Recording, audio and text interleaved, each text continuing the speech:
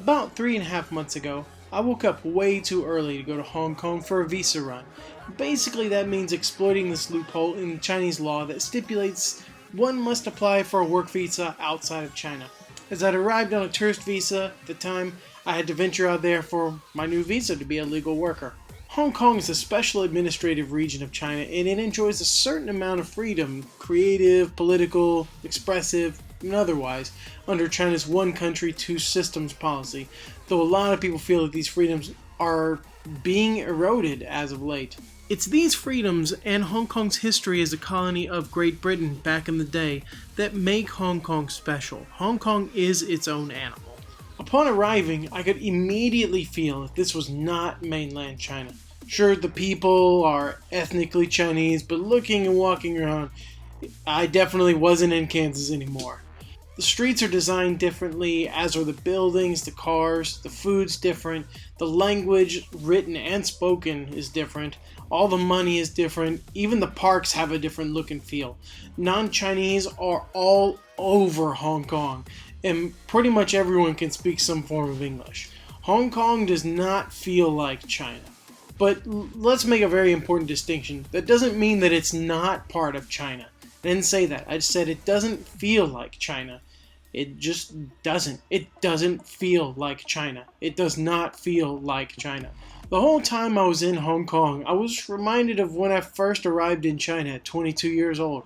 I arrived in this crazy place where I didn't know the language, didn't have any friends, didn't have a working phone, and was completely unfamiliar with the layout of the city and just the way that things worked. I was completely cut off from familiar and the comfortable, and it was really disconcerting. But the thing was, I thrived on that. I loved it. I went out, I explored, I did new things, I talked to anyone and everyone who would listen, and did all kinds of crazy stuff because I said yes to anything and everything that was asked of me. And you know what?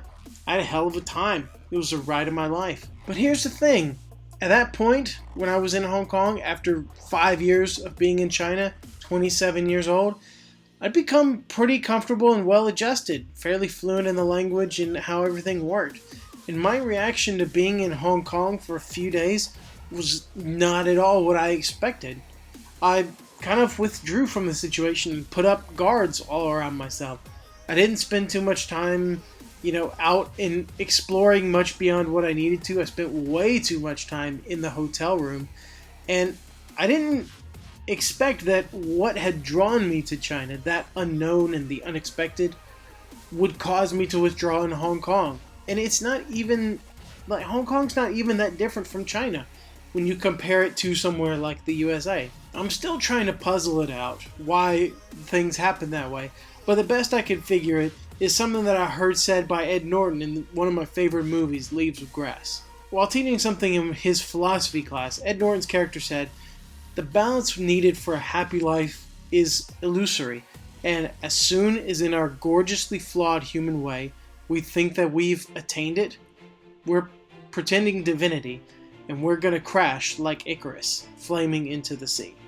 When I saw this movie for the first time, I took that quote to mean that once you think you've got everything figured out in your life, and you think everything's in its proper place, and you know exactly what's going on, something's gonna come along to show you that, hey, buddy, you don't have everything figured out.